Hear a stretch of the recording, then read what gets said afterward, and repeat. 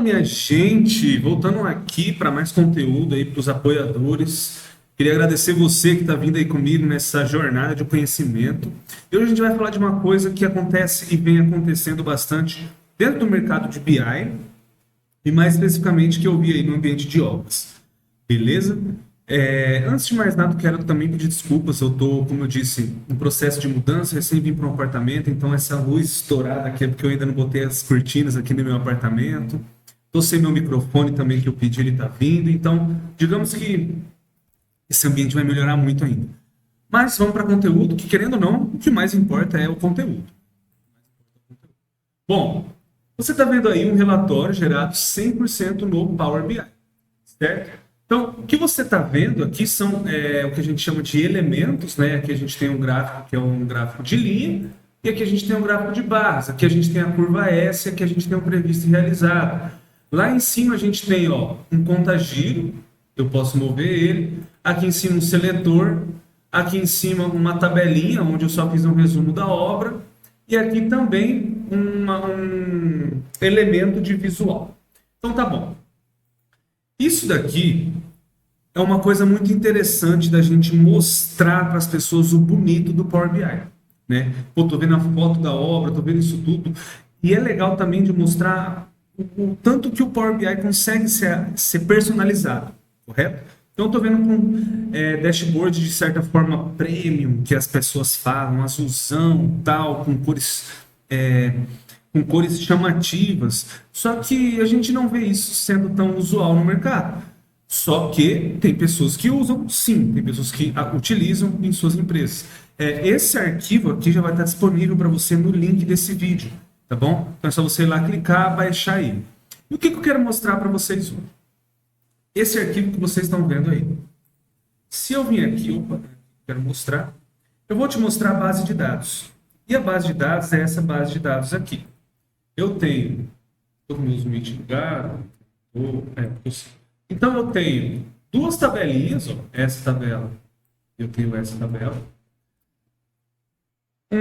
São os valores da curva S, então os valores eles já existem aqui, não são cálculos vindos do BI, tá? Então, tudo isso aqui já está colocado. Então, de certa forma, eu fabriquei esses dados, é o que a gente fala. Eu fabriquei. Por quê? Porque normalmente um cronograma, por exemplo, né, um previsto, vamos olhar aqui, deixa eu ver. Normalmente um previsto, ele é desse jeitinho aqui, certo? Normalmente. No caso desse dashboard aqui, no BI, ele não está vindo daquele jeito complexo. Ele está vindo desse jeito em formato quê? Em formato base de dados. Então isso é muito importante. O que você está vendo aqui é um formato base de dados, que são colunas bem definidas, e quando são registros, o que a gente chama também de tabela fato, ele vai crescendo de acordo com os registros, com as datas, né? Linha a linha, assim, vai aumentando. Se você perceber, aqui tem valores, né? Valores brutos, assim, e aqui tem uma coluna muito importante, que é o quê? A obra. Então, tudo que está aqui é relacionado ao quê? É relacionado ao quê? Obra 1. Tudo que está relacionado aqui é a 2, certo? E aí, aqui nessa tabelinha, eu tenho uma coisa chamada cadastro das obras. Se eu venho aqui, o que eu vou ter? Olha lá, código dessa obra. E olha o que eu tenho aqui também. Link da foto.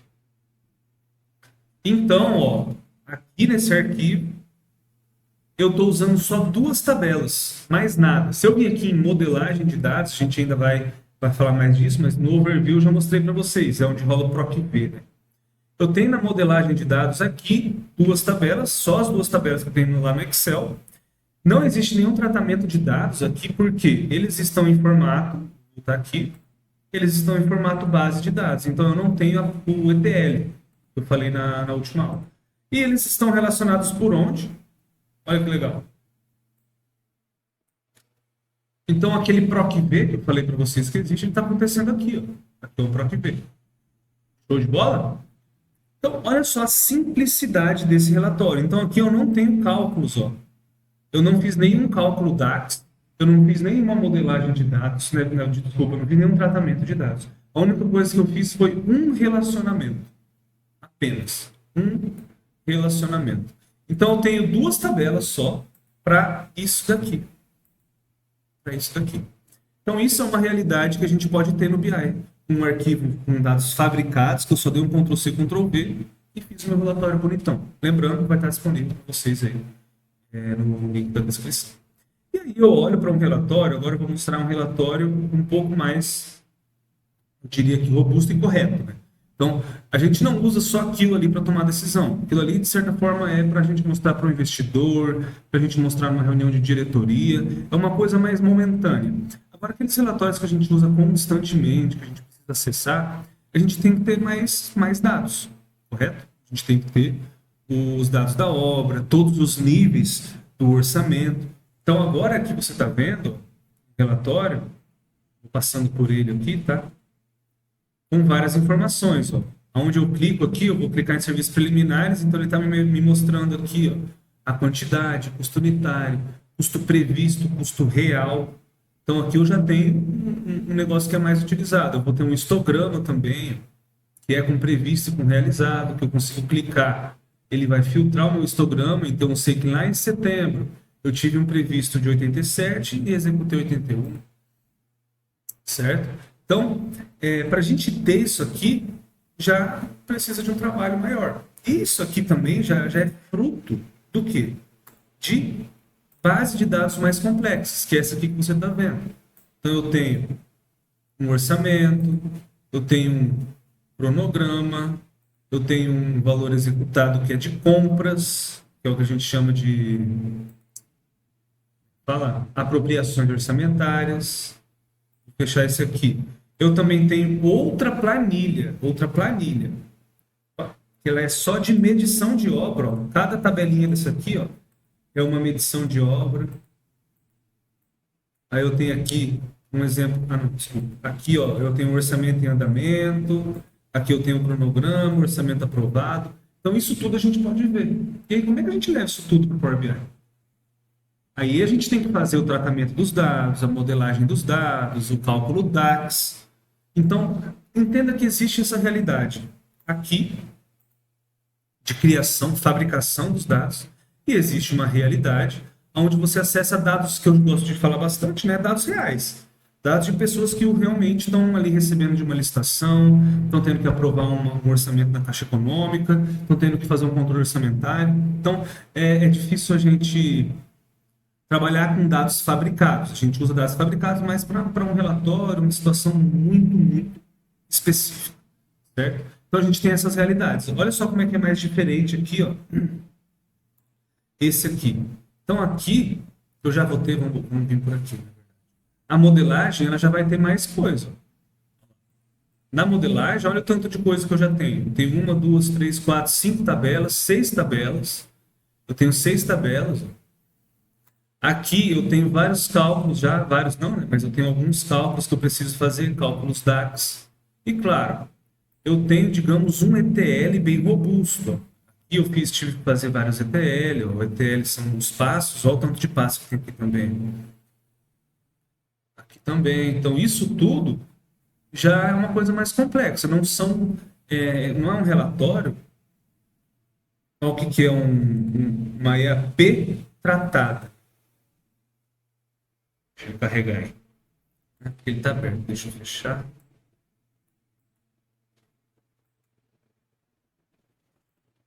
Ó.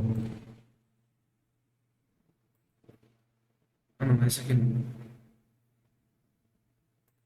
Aqui. O que é uma EAP tratado? Ela separa um orçamento em vários níveis. Em vários níveis. Deixa eu diminuir aqui só para você ver. Então, cada nível de um orçamento, ele acaba se tornando uma coluna quando a gente tem dados tratados, né? Dados que passaram pelo ETL. Então, isso daqui, dá uma olhada, é um fruto final de um ETL, é o resultado final. Então, eu passei por todos esses passos aqui, ó, para mim ter esse resultado final. Isso é uma coisa importante da gente entender, certo? Então a gente pode acessar dados reais de fontes reais, oficiais, fazer o tratamento de dados e transformar isso numa base de dados, ou fazer como os maias e os astecas faziam, e dar Ctrl+C, Ctrl+V e criar ali fabricar, né, as suas bases de dados, coisa que não é muito usual, porque daí aquela base de dados você vai ter que estar sempre criando ela.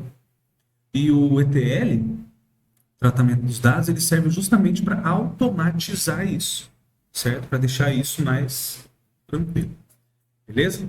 Então, o que eu vou fazer?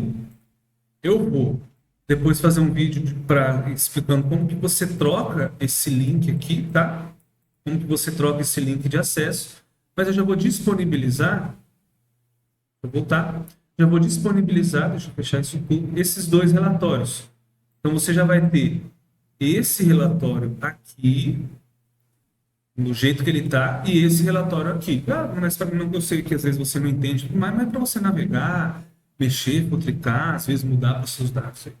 Fechou? Então, esse vídeo era mais isso, era para vocês entenderem um pouquinho do movimento de dados normais, dados fabricados e dados reais, dados oficiais. Fechou?